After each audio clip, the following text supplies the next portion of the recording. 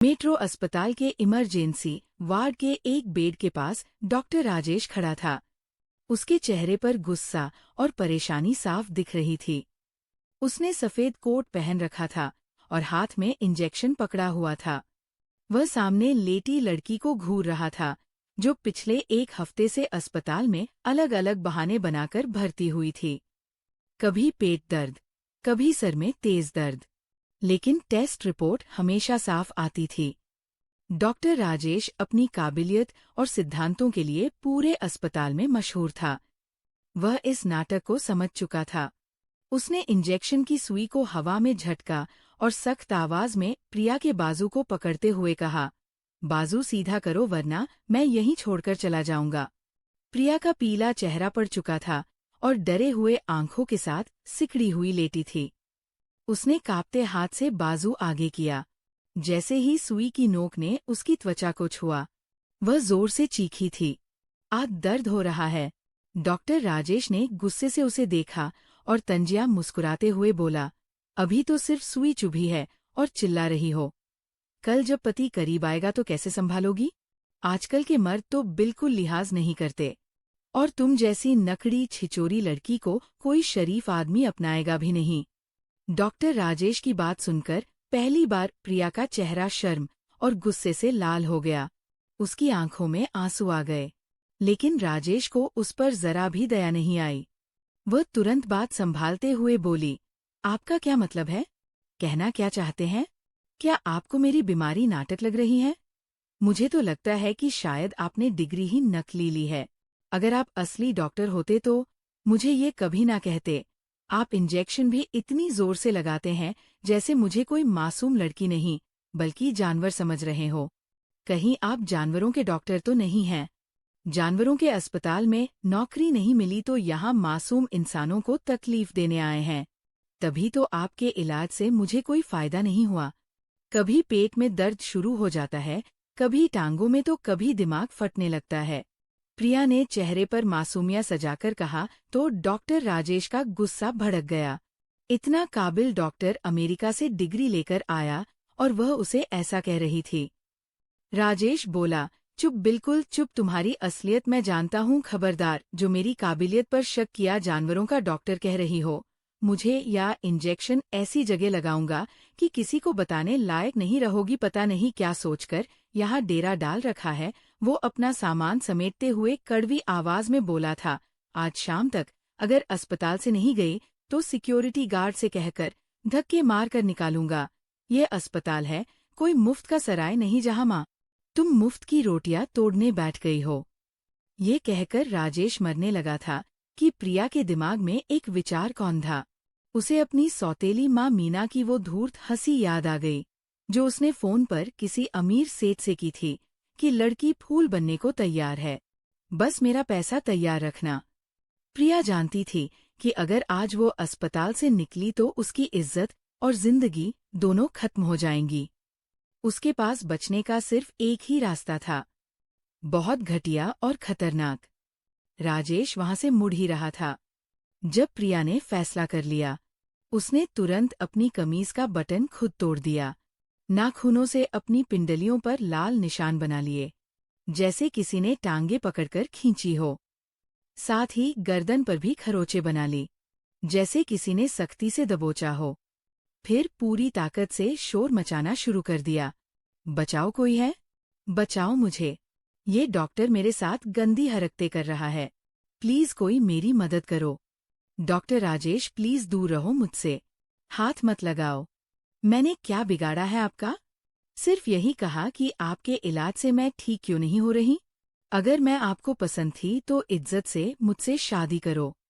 यूं अस्पताल के बेड पर मेरी इज्जत को खराब ना करो। खुदा के लिए मुझे छोड़ दो। डॉक्टर राजेश एकदम हैरान रह गया।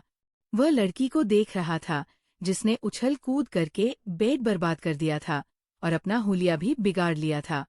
वह उसके पास आया और कंधे से पकड़कर झंझोड़ने लगा, लेकिन अगले ही पल प्रिया ने उसे अपनी टांगों से खींचकर अपने ऊपर गिरा लिया, ऐसे कि लगे जैसे राजेश सच में गलत काम कर रहा हो।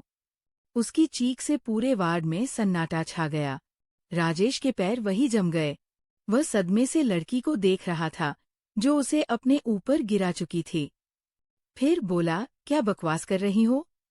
लेकिन प्रिया अब रुकने वाली नहीं थी। वह बिस्तर से नीचे गिरी और रोते हुए चीखी, डॉक्टर राजेश इंजेक्शन लगाने के बहाने मेरी पीठ पर इंजेक्शन की जगह उंगली घुसा रहे थे। ये बदतमीज है, शैतानी इरादे रखते हैं, मुझे बचाओ। पल भर में वहां लोगों की भीड़ जमा हो गई। नर्सें, व बॉय और मरीजों के रिश्तेदार सबने राजेश को घेर लिया। राजेश का चेहरा गुस्से और अविश्वास से सफेद पड़ गया।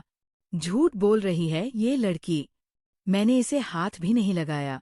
राजेश ने समझाने की कोशिश की, लेकिन भावुक भीड़ कहाँ सुनती है। एक बुजुर्ग आगे बढ़ा और राजेश का कॉलर पकड़ लिया।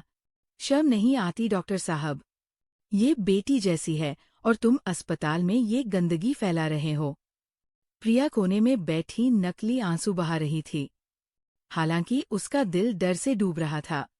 वह जानती थी कि वह एक बेकसूर आदमी पर इल्जाम लगा रही है, लेकिन अपनी इज्जत बचाने के लिए दूसरे की इज्जत दांव पर लगानी पड़ी। भीड़ का गुस्सा बढ़ता जा रहा था और मारपीट की नौबत आ गई। तभी अस्पताल के डायरेक्टर वहां पहुंचे और हालात संभालने की कोशिश की, लेकिन लोग जिद पर अड़े हुए थे कि पुलिस केस होगा, डॉक्टर को जेल भेजा जाएगा या इज्जत की भरपाई करनी होगी। इस लड़की से अभी और इसी वक्त शादी करो, वरना हम तुम्हारा मेडिकल लाइसेंस तो क्या जिंदगी भी बर्बाद कर देंगे। भीड़ से किसी ने आवाज लगाई और बाकी सबने समर्थन किया। राजेश को लगा जैसे वह किसी बुरे सपने में है। वो शहर का नामी सर्जन था और आज एक साधारण लड़की की वजह से सरेआम बदनाम हो रहा था। उसने प्रिया की तरफ देखा जो चेहरा छिपाए रो रही थी।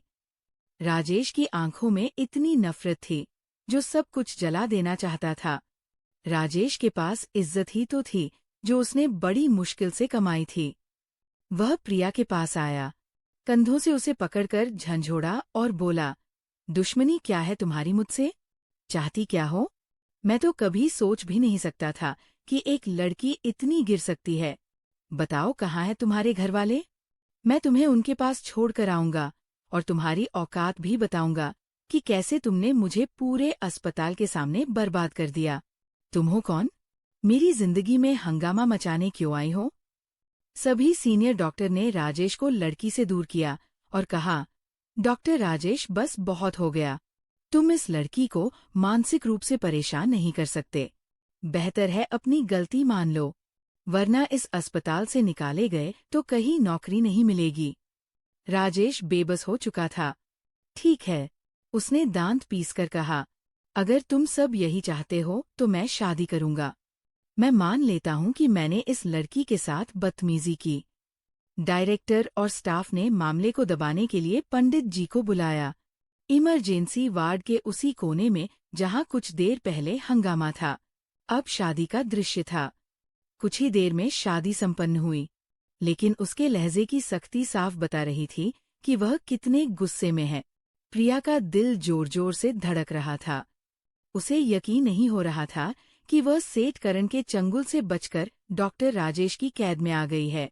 शादी के तुरंत बाद राजेश ने प्रिया का हाथ इतनी सख्ती से पकड़ा कि लगा कलाई टूट जाएगी। चलो मेरे साथ, उसने आदेश दिया और भीड़ को चीरते हुए उसे बाहर पार्किंग में ले आया।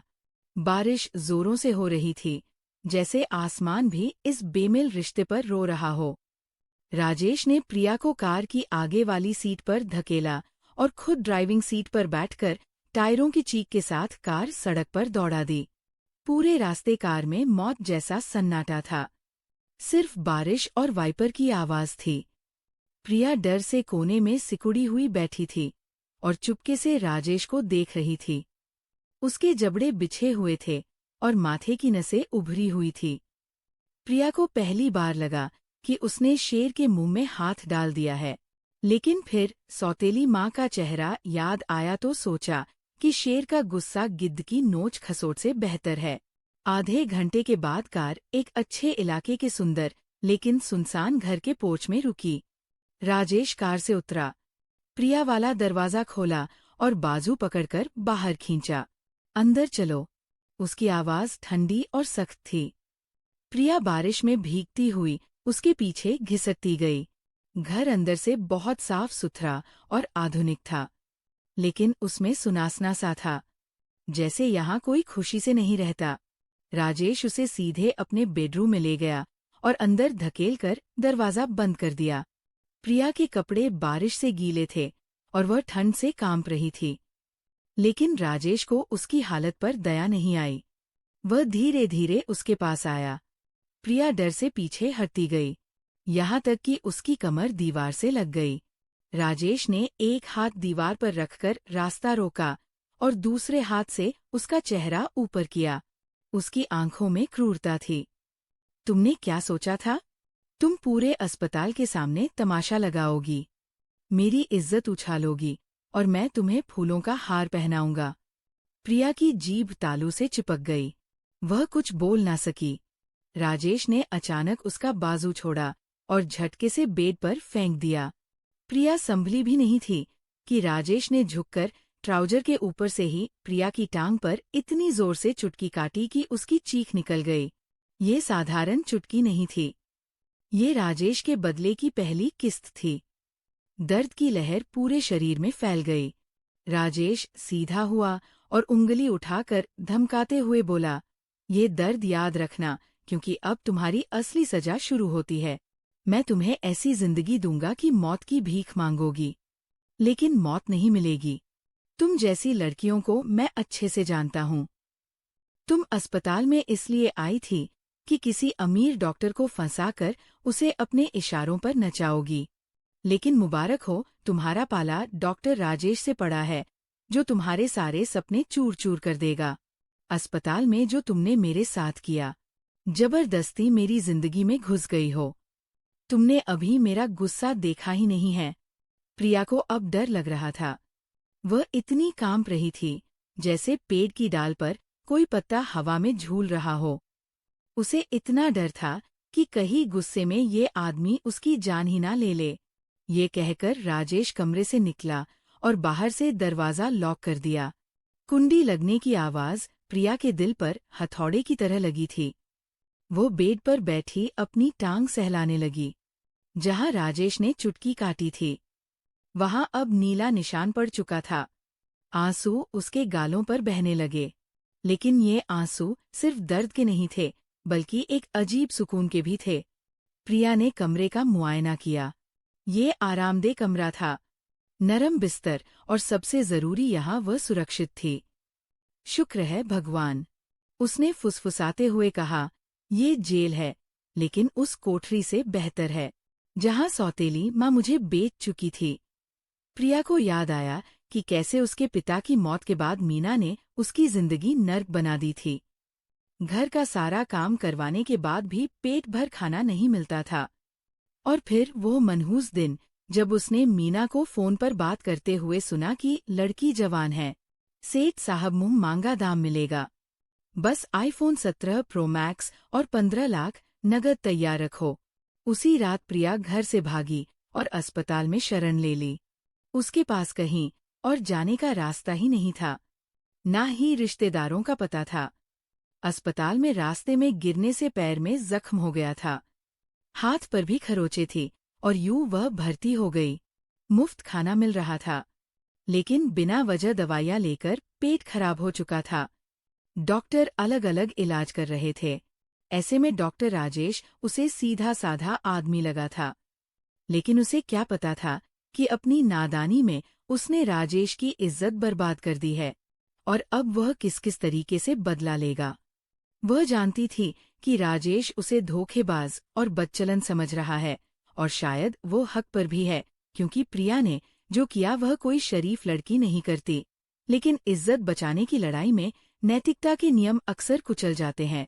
प्रिया बिस्तर से उतरकर कालीन पर बैठ गई। उसे बेड पर बैठने की हिम्मत नहीं हो रही थी। उसे लग रहा था कि ये बिस्तर उसका नहीं है। रात गहराती गई। भूख और प्यास से बुरा हाल था, लेकिन किसी ने दरवाजा नहीं खोला।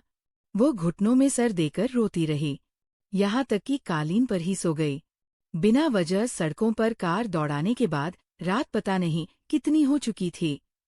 जब डॉक्टर राजेश घर आया, कमरे में घुसा तो प्रिया कालीन पर लेटी दिखी, ठंड से कांप रही थी। उसे फर्श पर देखकर राजेश को कुछ महसूस हुआ। वह आगे बढ़ा, जी चाहा कि उठाकर बेड पर लेटा दे या कंबल दे दे, लेकिन अगले पल अस्पताल की घटना याद आई तो दिल में फिर से नफरत उभर आई। वो पीछे हट गया, नाम में सिर हिलाकर बोला, यही तुम्हारी औकात है, इसी लायक हो तुम। पड़ी रहो यहाँ, मैं तुम पर जरा सी भी दया नहीं करूंगा। ये कहकर वो कमरे से निकल गया। अगली सुबह जब प्रिया की आँख खुली तो खिड़कियों से धूप आ रही थी। शरीर अकड़ा हुआ था और टांग में दर्द अभी भी था। डरते डरते दरवाजे का हैंडल घुमाया तो हैरानी से दरवाजा खुला देखा। शायद राजेश सुबह खोल गया था। प्रिया धीरे से बाहर निकली। घर में सन्नाटा था। वह किचन की तरफ गई तो वहां कॉफी की खुशबू आ रही थी। डाइनिंग टेबल पर राजेश बैठा नाश्ता कर रहा था।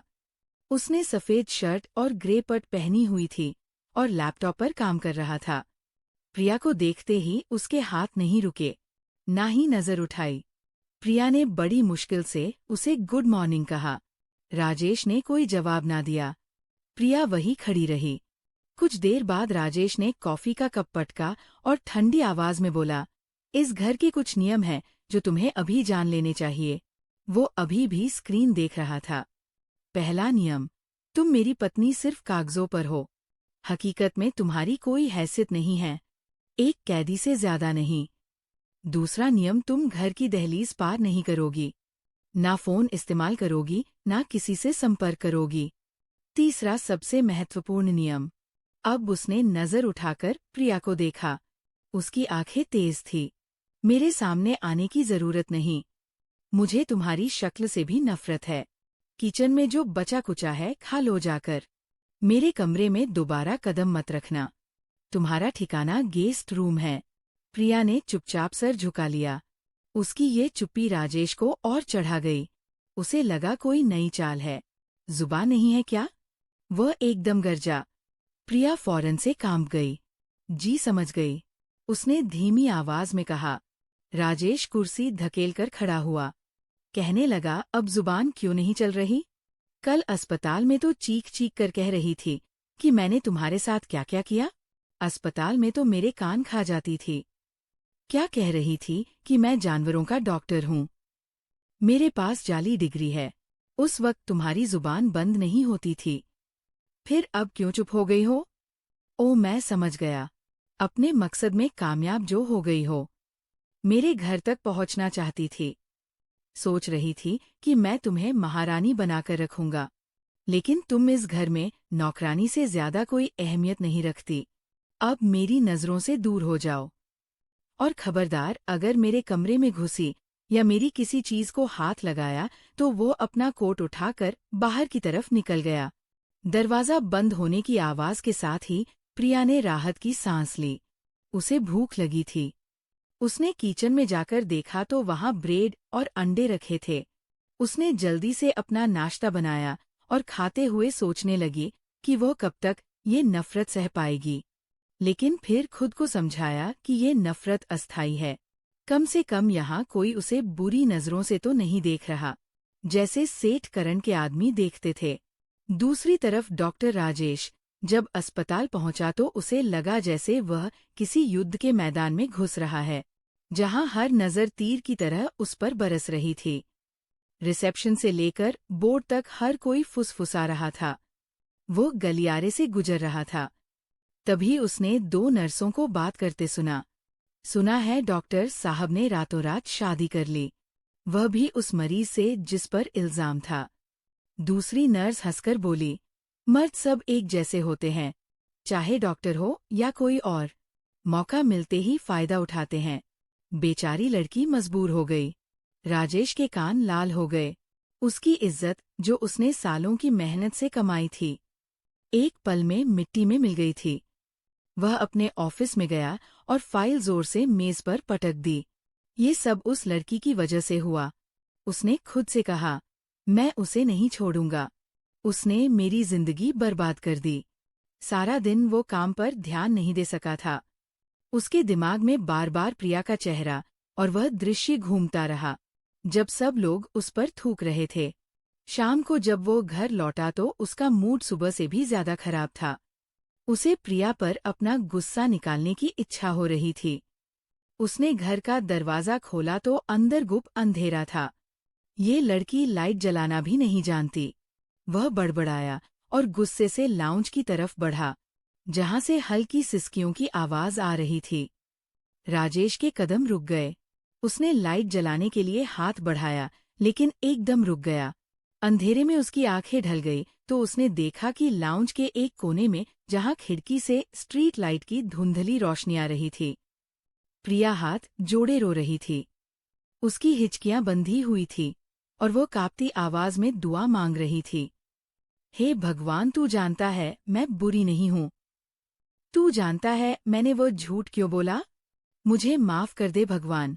मेरे पास और कोई रास्ता नहीं था। मैं उस डॉक्टर की गुनहगार हूं। उसकी इज्जत खराब कर दी मैंने। लेकिन तू तो गवाह है ना। मैं अपनी इज्जत बचाने के लिए भागी थी। उसके दिल में मेरे लिए दया डाल दे भगवान। मैं बहुत अकेली हूं। मेरा कोई नहीं है। राजेश पत्थर की तरह खड़ा रह गया। उसके कानों में प्रिया के शब्द गूंज रहे थे। मैंने वो झूठ क्यों बोला।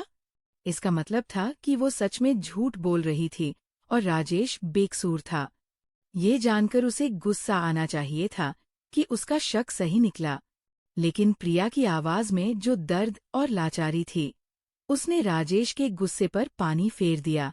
वह लड़की जिसे वो चालाक और धोखेबाज समझ रहा था, उस वक्त भगवान के सामने गिड़गिड़ाकर अपनी पवित्रता की गवाही दे रही थी और अपने गुनाह का कूलनामा कर रही थी। राजेश को पहली बार एक अजीब उलझन हुई। अगर वो इतनी बुरी होती तो उसे पछतावा ना होता। वह पैसों के लिए कुछ भी कर सकती थी जैसा उसने सोचा था। लेकिन ये लड़की तो अपनी इज्जत के लिए दुआ मांग रही थी। राजेश ने चुपचाप अपने जूते उतारे ताकि आवाज ना हो और धीरे कदमों से अपने कमरे की तरफ चला गया। उसने प्रिया को अपनी मौजूदगी का एहसास नहीं होने दिया। कमरे में आकर वह बिस्तर पर बैठ गया और अपने हाथों से सर को थाम लिया। क्या हकीकत है और क्या कहानी? वो खुद से पूछने लगा। अगर ये मजबूर थी तो इसने मुझे ही क्यों फंसाया, और अगर ये धोखेबाज है तो अकेले में भगवान से माफी क्यों मांग रही हैं? डॉक्टर राजेश, जो इंसानी शरीर को चीर फाड़ कर बीमारी ढूंढने में माहिर था, आज एक लड़की के चरित्र और हालत की गुत्थियां सुलझाने में नाकाम हो रहा था। उस रात घर में अजीब सी खामोशी रही। प्रिया यह प्रार्थना की चटाई पर रो रो कर सो गई और राजेश अपने कमरे की छत को घूरते हुए जागता रहा। अगले कुछ दिनों में घर में एक अजीब तनाव और सन्नाटा छाया रहा। प्रिया छाया की तरह घर में घूमती और राजेश के आने से पहले अपने कमरे में बंद हो जाती। लेकिन अस्पताल में तूफान अभी थमा नहीं था। तीसरे दिन दोपहर के वक्त जब ओपीडी चरम पर थी और डॉक्टर राजेश मरीजों को देखने में व्यस्त था, अचानक बाहर गलियारे में शोर हुआ। एक तेज और ऊंची औरत की आवाज ने पूरे फ्लोर को अपनी चपेट में ले लिया। मुझे मेरे डॉक्टर दामाद से मिलना है। हटो रास्ते से। मैं देखती हूँ कौन रोकता है मुझे। राजेश के माथे पर बल पड़ गए। उसने सर उठाया ही था कि दरवाजा धड़ाम से खुला और एक मोटी तगड़ी औरत, जिसने चटकीले रंगों का सूट पहना हुआ था और मुंह में पान दबाया था, अंदर घुसी। ये प्रिया की सौतेली माँ मीना थी, जिसकी आंखों में लालच और धोखा साफ झलक रहा था। राजेश अपनी कुर्सी से खड़ा हो गया। ये क्या बदतमीजी है? कौन है आप? मीना ने अपने दुपट्टे को ठीक करते हुए नाटक अंदाज में सीने पर हाथ मारा। अरे वाह, देखो तो कितने भोले बन रहे हो। अरे मैं तुम्हारी सास हूँ मीना। तुमने मेरी मासूम बच्ची को अगवा किया, अस्पताल से भगा कर ले गए हो। शर्म नहीं आई? मीना की आवाज इतनी तेज थी कि बाहर खड़े मरीज और स्टाफ दरवाजे पर जमा हो गए। राजेश का चेहरा गुस्से से लाल हो गया। उसने सिक्योरिटी बुलाने के लिए इंटरकॉम की तरफ हाथ बढ़ाया, लेकिन मीना ने मेज पर हाथ मारकर कहा, खबरदार जो किसी को बुलाया। अगर तुमने मुझे धक्का दिया तो मैं पुलिस बुलवाऊंगी और बताऊंगी कि तुमने जबरदस्ती मेरी बेटी को रखा हुआ है। अगवा का केस दर्ज करवाऊंगी। राजेश ने गहरी सांस लेकर खुद को शांत किया। वो समझ गया कि ये औरत तमाशा करने आई है और उसकी साख पहले ही खराब हो चुकी थी। वो और बदनामी नहीं सह सकता था। उसने दांत पीसकर कहा, क्या चाहती हैं आप? क्यों आई है यहाँ? मीना की आंखों में चमक आ गई। उसने आवाज धीमी की और करीब आकर फसफसाते हुए कहा, देखो डॉक्टर साहब, सीधी बात है। प्रिया मेरी बेटी है, उस पर मेरा हक है। उसका सौदा मतलब रिश्ता मैंने कहीं और तय किया था, तुमने बीच में टांग अड़ा दी। अब या तो लड़की मुझे सौंपो या फिर। उसने उंगलियों से पैसों का इशारा किया। समझ तो गए, हर चीज की कीमत होती है। राजेश के दिमाग में विस्फोट हुआ। उसे प्रिया की वह सिसकियां और दुआ याद आ गई जो उसने उस रात सुनी थी कि हे भगवान, तू जानता है मैं अपनी इज्जत बचाने के लिए भागी थी। राजेश को पहली बार एहसास हुआ कि प्रिया ने जो नाटक किया था वह इस औरत के चंगुल से बचने के लिए किया था। वह लड़की लालची नहीं थी, बल्कि ये औरत उसे बेचना चाहती थी। राजेश के अंदर नफरत की जगह तेज गुस्से ने ले ली। लेकिन ये गुस्सा प्रिया के लिए नहीं, इस घटिया औरत के लिए था। निकल जाओ यहाँ से, राजेश ने गरज कर कहा। उसकी आवाज में ऐसी धमकी थी कि मीना एकदम पीछे हट गई। तुम्हें एक पैसा नहीं मिलेगा, और अगर तुमने दोबारा इस अस्पताल या मेरे घर का रुख किया तो मैं पुलिस को तुम्हारे उस सौदे के बारे में सब कुछ बता दूंगा जो तुम कर रही थी। इंसान की तस्करी का केस बनेगा। राजेश ने ये तीर अंधेरे में चलाया था, लेकिन मीना के चेहरे का रंग उड़ गया। वह जानती थी कि डॉक्टर प्रभावशाली आदमी है। अगर बात खुल गई तो वह फंस जाएगी। अच्छा जा रही हूँ, लेकिन याद रखना वो मनहूस लड़की तुम्हें चैन से जीने नहीं देगी। वह बड़बड़ाते हुए तेजी से बाहर निकल गई। राजेश कुर्सी पर ढेर हो गया। उसने सर थाम लिया।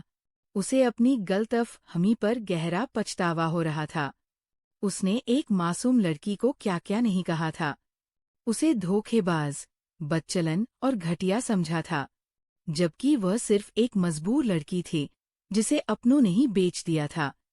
उस शाम जब राजेश घर पहुंचा तो उसकी चाल में वह अकड़ नहीं थी जो आमतौर पर होती थी।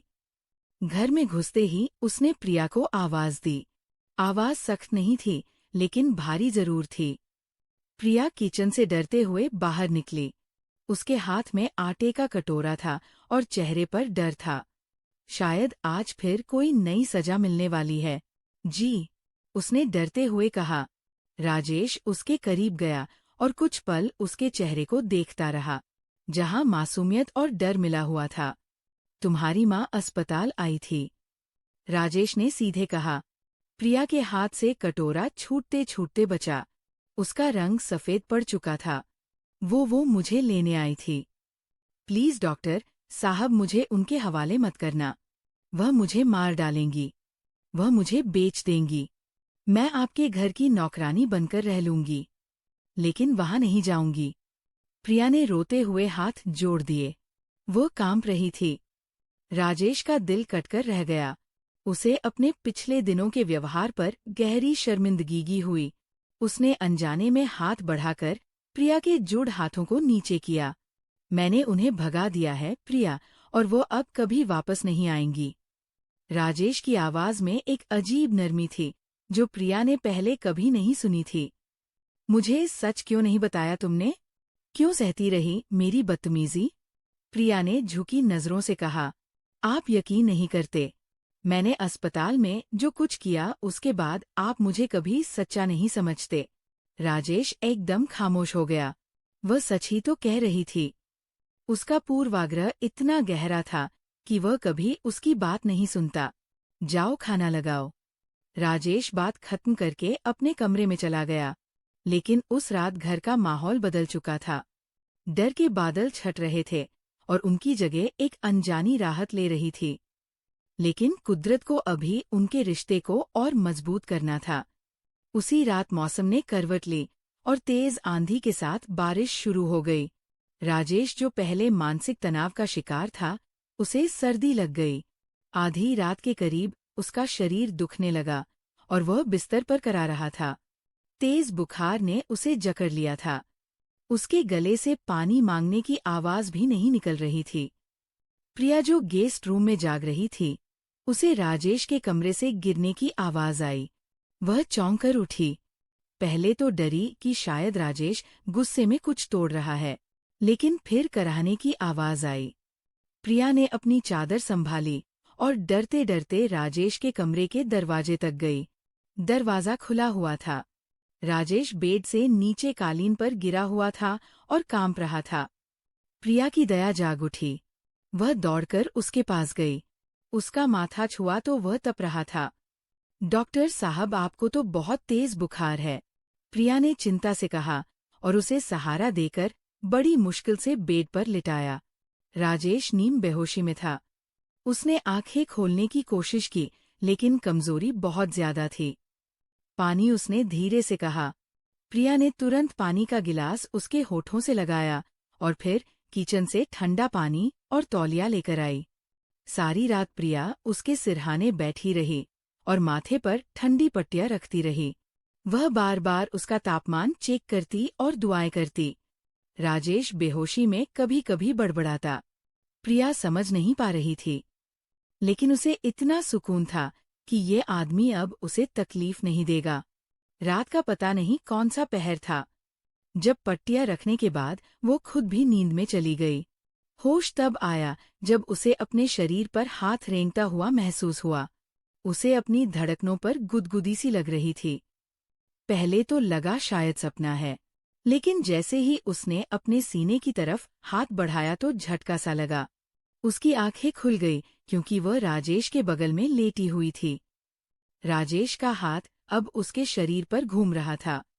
वो शर्म से लाल हो गई। हड़बड़ाकर बोली, आप ये क्या कर रहे हैं? उसने राजेश का हाथ पकड़कर नीचे रखना चाहा, लेकिन राजेश अब नींद में ही अपना हाथ उसकी टांगों पर फेरने लगा। फिर बड़बड़ाकर बोला, मुझे सुकून चाहिए, मेरी तकलीफ कम करो, प्लीज मुझे सुकून दो, मेरा बुखार ऐसे कम नहीं होगा, मेरी मदद करो। वह अपना चेहरा उसके कान के करीब लेकर उसके शब्द सुनने लगी। तभी राजेश ने उसे कमर से पकड़कर अपने बेहद करीब कर लिया। प्रिया की सांस सीने में अटक गई। वह अब बड़बड़ाकर बोला, क्या कर रही हो? तुमने इंजेक्शन लगाने के बहाने गंदी हरकत की है। जानती हो, जब एक पति अपनी पत्नी के साथ ऐसा वैसा करता है तो क्या होता है? और जब मैं तुम्हारे साथ करूंगा तो पता चलेगा। ये कहकर वह उस पर हावी होने लगा। प्रिया को अपना सांस रुकता हुआ महसूस हुआ। उसे राजेश का तपता शरीर पसीने से तरकर चुका था। वह बोली, प्लीज आप अभी होश में नहीं है, आप ऐसा मत कीजिए। प्लीज, अगर आपको होश आ गया तो आप मुझ पर गुस्सा करेंगे। आप समझेंगे कि ये सब मैंने खुद किया है। लेकिन राजेश अब बेकाबू हो चुका था। वह उस पर हावी होता चला गया और उसके शरीर पर अपना स्पर्श छोड़ने लगा। उसकी पकड़ में तड़पती प्रिया भी अब लाचार हो चुकी थी और खुद को राजेश को सौंप चुकी थी। बुखार की हालत में ही वो उसे अपना बना चुका था। डर के मारे प्रिया अगले ही पल उससे अलग हुई और तुरंत बेड से उतरकर नीचे बैठ गई। उसे डर लग रहा था कि अगर सुबह राजेश को याद आया तो वो उस पर गुस्सा करेगा कि इस बच्चलन लड़की ने जानबूझकर बुखार में उसके साथ ये सब किया है। उसे अपने शरीर में दर्द भी महसूस हो रहा था। सुबह का वक्त हो रहा था जब राजेश का बुखार उतरा और वह गहरी नींद सो गया। प्रिया भी थकन से चूर होकर वही किनारे पर सर रखकर कालीन पर सो गई। सूरज की तेज किरणें जब कमरे में आई तो राजेश की आँख खुली। उसका सर भारी था, लेकिन शरीर हल्का लग रहा था। उसने करवट ली तो उसका हाथ किसी नरम चीज से टकराया। उसने चौंक कर देखा तो प्रिया उसके बगल में सर रखे बेखबर सो रही थी। उसके चेहरे पर थकान थी और दुपट्टा सर से सरक गया था। राजेश की नजरें उसके मासूम चेहरे पर जम गई। ये वही लड़की थी जिसे उसने छिछोरी कहा था। राजेश को अपने कहे शब्दों से घृणा आने लगी और उसे वह पल याद आया जब उसने उसे बेड पर फेंका था। फिर कितने ही गंदे शब्द कहे थे, उसने मन ही मन सोचा। उसने धीरे से अपना हाथ प्रिया के सर के करीब किया और उसके बालों को छूना चाहा, लेकिन एकदम रुक गया। प्रिया शायद उसकी हलचल से जाग गई। उसने हड़बड़ाकर आंखें खोली और सामने राजेश को जागता हुआ देखकर तुरंत सीधी हो गई और अपना दुपट्टा ठीक करने लगी। आप ठीक हैं? बुखार उतर गया क्या? उसने घबराकर पूछा और उठने लगी। राजेश ने उसे नहीं रोका, लेकिन उसका लहजा बर्फ जैसा नहीं था। मैं ठीक हूँ। तुम सारी रात यही बैठी रही? प्रिया ने नजरें झुका ली। जी, वो बुखार बहुत तेज था आपको। मैं आपको अकेला कैसे छोड़ देती? ये साधारण सा वाक्य राजेश के दिल में उतर गया। शुक्रिया, राजेश ने धीमी आवाज में कहा। यह एक शब्द प्रिया के लिए बहुत बड़ी बात थी। वो हैरत से उसे देखने लगी। जाओ आराम कर लो, तुम थक गई होगी, राजेश ने नरमी से कहा। प्रिया सर हिलाकर कमरे से निकल गई, लेकिन उसके दिल में पहली बार खुशी के फूल खिल गए थे। उसे लगा कि शायद अब उसकी सख्ती में नरमी आ जाएगी, और वाकई ऐसा ही हुआ। अगले कुछ दिनों में राजेश का व्यवहार बदल गया। वह अब घर आता तो दरवाजा जोर से नहीं खोलता था, ना ही खाने पर नुक्स निकालता था। एक शाम जब राजेश घर आया तो उसके हाथ में कुछ शॉपिंग बैग थी। उसने प्रिया को आवाज दी। प्रिया आई तो उसने बैग सोफे पर रखे। ये तुम्हारे लिए है, उसने बिना प्रिया की तरफ देखे कहा। तुम्हारे पास कपड़े नहीं थे और कुछ जरूरी सामान है, देख लो। प्रिया हैरान होकर बैग खोलने लगी तो उसमें कुछ खूबसूरत हल्के रंग के सूट, जूते और एक मोबाइल फोन भी था। प्रिया की आंखों में आंसू आ गए। उसने पूरी जिंदगी फटे पुराने कपड़े पहने थे, सौतेली माँ के उतरे हुए कपड़े पहनकर गुजारा किया था। आज पहली बार किसी ने उसके लिए नए कपड़े खरीदे थे। ये सब मेरे लिए है, उसने अविश्वास से पूछा। हाँ, और किसके लिए? इस घर में कोई और भी रहता है क्या? राजेश ने मुस्कुराहट दबाने की कोशिश की और बोला। आज से तुम मेरे साथ डाइनिंग टेबल पर खाना खाओगी। किचन में छिपकर खाना खाने की जरूरत नहीं। तुम मेरी बीवी हो, नौकरानी नहीं। ये बात के उसने इतनी आसानी से कहा कि प्रिया का दिल धड़क उठा। पत्नी का शब्द राजेश के मुंह से सुनना किसी चमत्कार से कम नहीं था। उस रात खाने की मेज पर खामोशी तो थी, लेकिन वह पुरानी जहरीली खामोशी नहीं थी, बल्कि एक शांत और समझौते वाली खामोशी थी। राजेश ने प्रिया की प्लेट में खुद सब्जी डाली और प्रिया ने कांपते हाथों से निवाला लिया। उसे लगा जैसे वह दुनिया का सबसे स्वादिष्ट खाना खा रही हो। समय बीतता रहा और दोनों के बीच बर्फ पिघलती गई। राजेश जुबान से माफी नहीं मांगता था, लेकिन उसके काम से साबित कर देता था कि वह बदल चुका है। वह प्रिया का ख्याल रखता, उसकी छोटी छोटी जरूरतें पूरी करता और कभी कभी उससे हल्की फुल्की बात भी कर लेता। प्रिया के दिल में जो डर था वह धीरे धीरे इज्जत और फिर प्यार में बदलने लगा। उसे राजेश का गंभीर चेहरा अब अच्छा लगने लगा था। वो उसके घर आने का इंतजार करती और उसके लिए मजे के खाने भी बनाती थी। अभी एक परीक्षा बाकी थी। प्रिया अब भी घर से बाहर नहीं निकलती थी। उसे लोगों का डर था। वह सोचती थी कि लोग उसे बदचलन कहेंगे। वह लड़की जो अस्पताल में तमाशा लगाती थी। एक खुशनुमा शाम में राजेश जल्दी घर आ गया। उसने ग्रे रंग का 3 पीस सूट पहना था और बहुत आकर्षक लग रहा था। उसने प्रिया को तैयार होने के लिए कहा। तैयार हो जाओ, हम बाहर जा रहे हैं। प्रिया के हाथ पांव ठंडे पड़ गए बाहर। लेकिन डॉक्टर साहब लोग क्या कहेंगे? सब मुझे पहचानते हैं। वो बातें करेंगे कि वो वही लड़की है। प्रिया की आंखों में डर छा गया। राजेश उसके करीब आया और उसके दोनों कंधों पर हाथ रखकर उसे आईने के सामने खड़ा कर दिया। मेरी तरफ देखो, उसने आईने में प्रिया की आंखों में आंखें डालकर कहा। लोगों का काम बातें करना है, लेकिन मेरे लिए सिर्फ ये मायने रखता है कि तुम कौन हो। उसने एक पल रुककर वो वाक्य कहा जिसने प्रिया की रूह को खुशी से भर दिया। तुम डॉक्टर राजेश की इज्जत हो और मेरी इज्जत पर उंगली उठाने की हिम्मत इस शहर में किसी को नहीं है। जो भी तुम्हारी तरफ गलत नजर से देखेगा उसे मुझसे निपटना होगा। जाओ, तैयार हो जाओ, मैं इंतजार कर रहा हूँ। प्रिया की आंखों से आंसू बह निकले, लेकिन ये खुशी के आंसू थे। उसे पहली बार किसी ने इतना सम्मान दिया था। उसने गुलाबी रंग का वह जोड़ा पहना जो राजेश लाया था। जब वो तैयार होकर बाहर आई तो राजेश की नजरें उस पर ठहर गई। उस सादगी में भी बहुत खूबसूरत लग रही थी।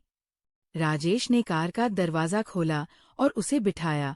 उसे शहर के सबसे महंगे रेस्टोरेंट में लेकर गया, जहाँ की रोशनी और माहौल प्रिया के लिए किसी सपने जैसा था।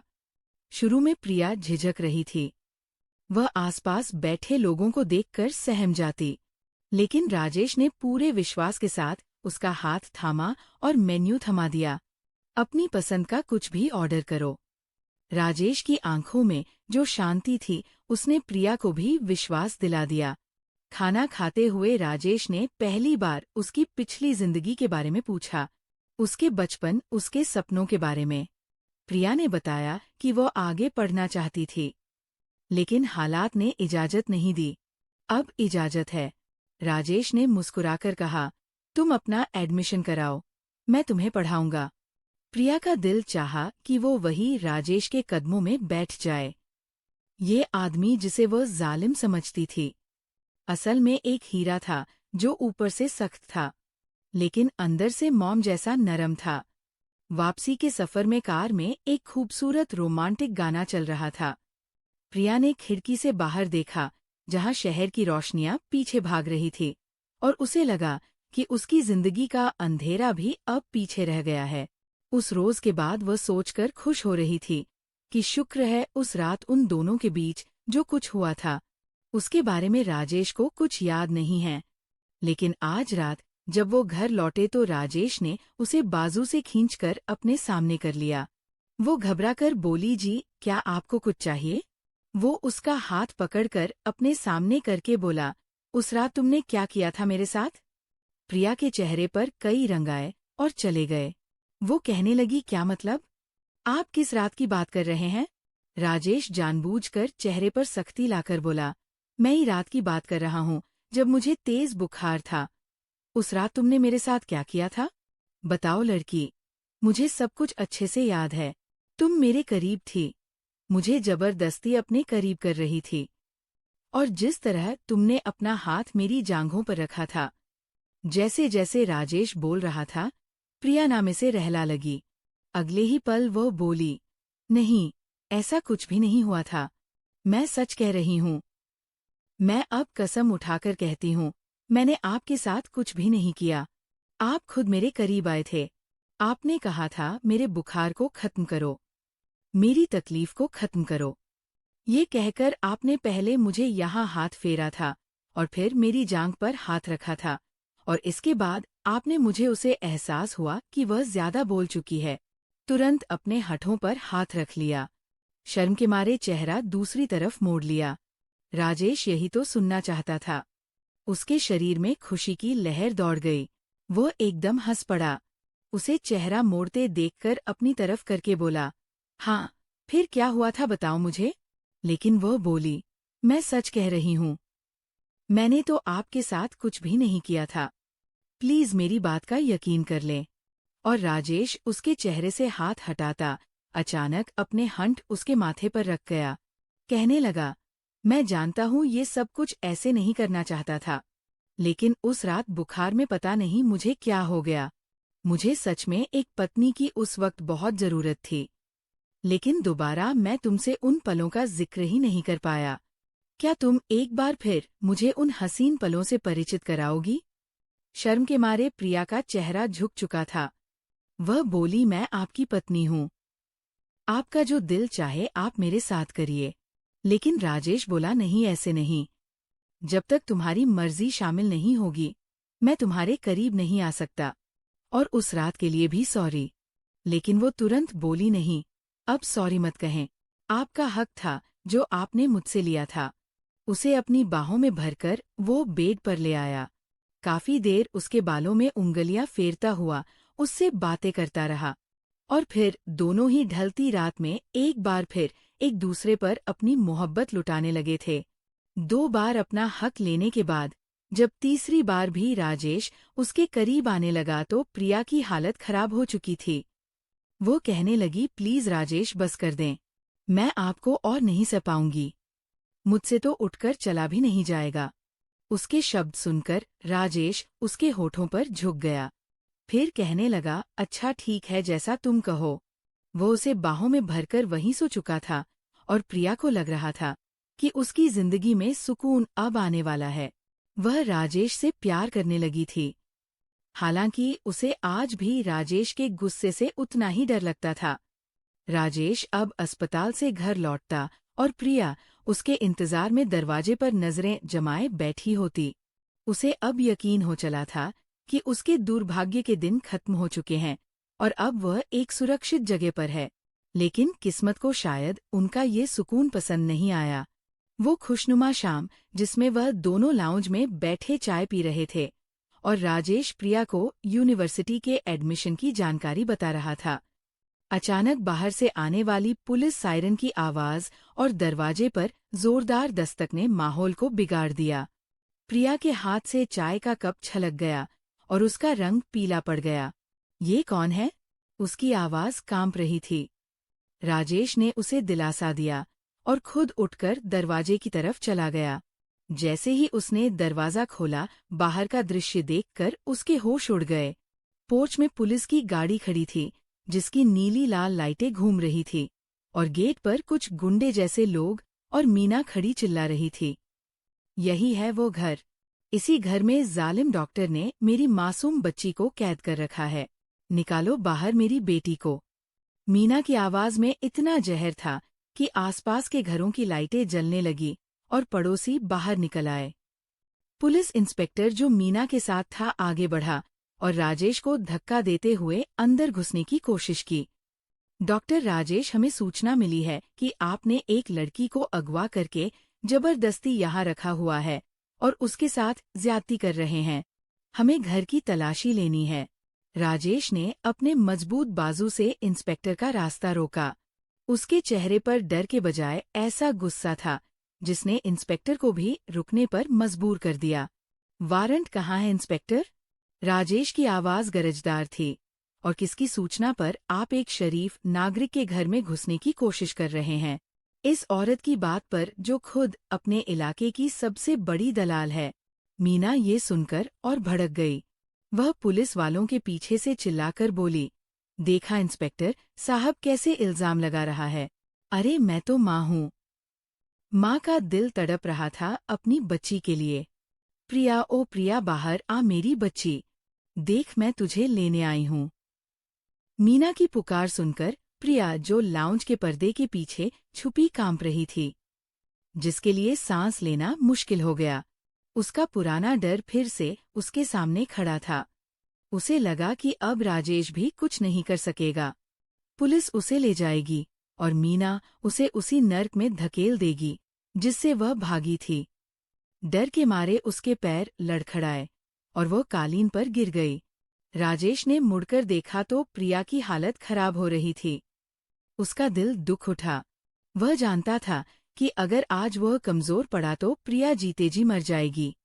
उसने प्रिया की तरफ हाथ बढ़ाया और ऊंची आवाज में कहा, प्रिया बाहर आओ। प्रिया ने डरी हुई नजरों से राजेश को देखा। राजेश की आंखों में ऐसा विश्वास था जिसने प्रिया को चुंबक की तरह खींचा। वह उठकर खड़ी हुई और कांपते कदमों से चलते हुए दरवाजे तक आ गई। जैसे ही वो बाहर निकली, मीना ने नकली आंसू बहाते हुए उसकी तरफ लपकी। मेरी बच्ची, क्या हाल कर दिया इस जालिम ने तेरा। आ मेरे पास आ। मीना ने प्रिया का बाजू पकड़कर खींचना चाहा तो प्रिया की चीख निकल गई। लेकिन अगले ही पल एक मजबूत हाथ ने मीना की कलाई को जकड़ लिया। ये राजेश का हाथ था। उसने एक झटके से मीना का हाथ प्रिया के बाजू से हटाया और प्रिया को खींचकर अपने पास कर लिया। अपना बाजू उसके चारों तरफ लपेट दिया, जैसे कोई दीवार हो। खबरदार अगर इसे दोबारा हाथ लगाने की कोशिश की। राजेश की आंखों में खून उतर आया था। उसने भीड़ की तरफ देखा, जहां अब काफी लोग जमा हो चुके थे, और ऊंची आवाज में बोला, ये लड़की कोई अगवा कैदी नहीं है, ये मेरी बीवी है, मिच प्रिया राजेश, और इसकी मर्जी के बिना इस दुनिया की कोई ताकत इसे यहाँ से नहीं ले जा सकती। इंस्पेक्टर ने व्यंग से हंसते हुए कहा, शादी का प्रमाण पत्र तो कोई भी नकली बनवा सकता है। डॉक्टर साहब, लड़की की माँ कह रही है कि आपने इसे उठाया है। लड़की खुद गवाही देगी। इंस्पेक्टर ने प्रिया की तरफ रुख किया, जो राजेश के सीने में मुंह छुपाए खड़ी थी। बेटी डरो मत। बताओ सच क्या है? तुम्हें जबरदस्ती लाए थे। प्रिया का गला सूखा था। वह कुछ बोलना चाहती थी, लेकिन शब्द साथ नहीं दे रहे थे। राजेश ने उसके कंधे को दबाया। कहने लगा, बोलो प्रिया, डरो मत। आज ये फैसला हो जाने दो। प्रिया ने सर उठाया। उसने मीना की तरफ देखा, जिसकी आंखों में धमकी थी, और फिर राजेश की तरफ देखा, जिसकी आंखों में सुरक्षा थी। उसने एक गहरी सांस ली और राजेश का हाथ मजबूती से थाम लिया। ये मेरे पति है। प्रिया की आवाज शुरू में धीमी थी, लेकिन फिर मजबूत हो गई। मैं अपनी मर्जी से इनके साथ हूँ।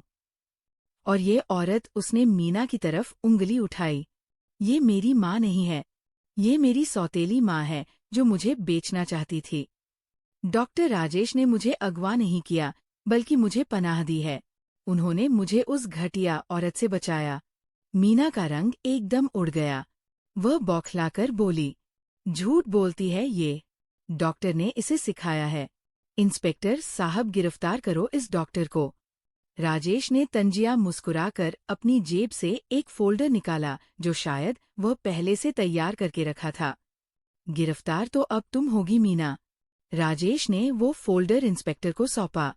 इंस्पेक्टर साहब, ये सेठ करण और इस औरत के बीच हुई फोन कॉल्स की रिकॉर्डिंग है, और बैंक ट्रांजैक्शन के सबूत भी है, जिसमें ये मेरी पत्नी का सौदा लाख में कर रही थी। मैंने पिछले हफ्ते प्राइवेट डिटेक्टिव से ये सब इकट्ठा किया था, ताकि आज के दिन इसका मुंह बंद करवा सकूं।